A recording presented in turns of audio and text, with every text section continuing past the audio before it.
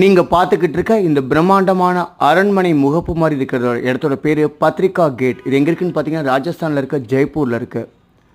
ராஜஸ்தான் ஜெய்ப்பூரில் உள்ள மெஜஸ்டிக் பத்ரிகா வாயில தான் இப்போ நீங்கள் பார்த்துட்ருக்கீங்க.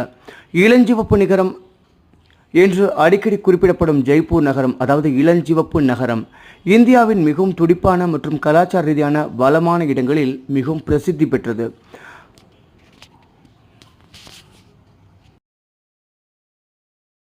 ஜெய்ப்பூர் கட்டிடக்கலை அதிசயங்களில் பத்ரிகா கேட் அதன் சுற்றுலாத்துறையில் ஒப்பீட்டளவில் புதியதாக இருந்தாலும் அந்த ஊரின் சின்னமாகவே நிலைத்து நிற்கிறது. பத்ரிகா கேட் 2016 திறக்கப்பட்டது மற்றும் ராஜஸ்தான் கலாச்சார பாரம்பரியத்திற்கு ஒரு பொருத்தமான அஞ்சலியாக இது கருதப்பட்டது. இது ஆசியாவின் மிகப்பெரிய வட்ட பூங்காக்களில் ஒன்றாக பாராட்டப்படும் ஜவஹர் சர்க்கிள் கார்டனின் ஒரு பகுதியாகும்.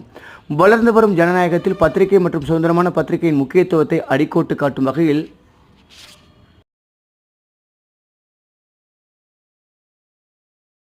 இந்த நினைவு சின்னம் பத்ரிகா குழும செய்தித்தாள்களில் பெயரிடப்பட்டது. இந்த வாயில் பாரம்பரிய வாஸ்து கொள்கைகள் மற்றும் இப்பகுதியின் கட்டிடக்கலை பணிகளுக்கு ஒரு சான்றாகும். இது ராஜஸ்தான் கைவினைஞர்கள் மற்றும் கைவினைஞர்களின் கொண்டாட்டமாக நிற்கிறது. இப்படி அற்புதமாக பல அரண்மனைகளையும் கட்டிடங்களையும் தாங்கி நிற்கும் ஜெய்ப்பூரை ஒரு வாட்டியாவது பார்த்துட்டு வாங்க. ஜெய்ப்பூரோட ஏர்போர்ட் ரொம்ப கிராண்டாக இல்லாட்டும் சின்ன ஒரு ஏர்போர்ட்டாக இருக்கும்.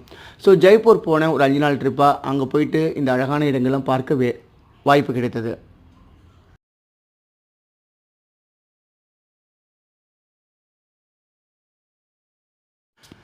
எப்போவுமே பயணம் பண்ணுறது எனக்கு மிகவும் பிடித்த விஷயம். அழகான பயணங்கள், அற்புதமான இடங்களை விசிட் பண்ணோம் அப்படிங்கிறது தான். ஜெய்ப்பூரில் பல இடங்களை பார்க்க நேரிட்டது. அதன் போல் தான் இந்த பத்திரிகை கேட்டையும் பார்த்துட்டு வந்து ரொம்ப பிடிச்சிருந்தது. நீங்களும் நேரம் கிடைக்கும் பொழுது கண்டிப்பாக ஜெய்ப்பூர் ஒரு விசிட் பண்ணுங்கள். ஒரு 2 days 3 days போதும் அழகான இடங்களை பார்க்கலாம். ஆனால் இப்போ கொடுமையான சம்மர், இப்போ போய் சிக்கிக்காதீங்க. கொஞ்சம் ஜூலை ஆகஸ்ட் மேலே போங்க, கண்டிப்பாக அழகாக நீங்கள் ரசிக்கலாம்.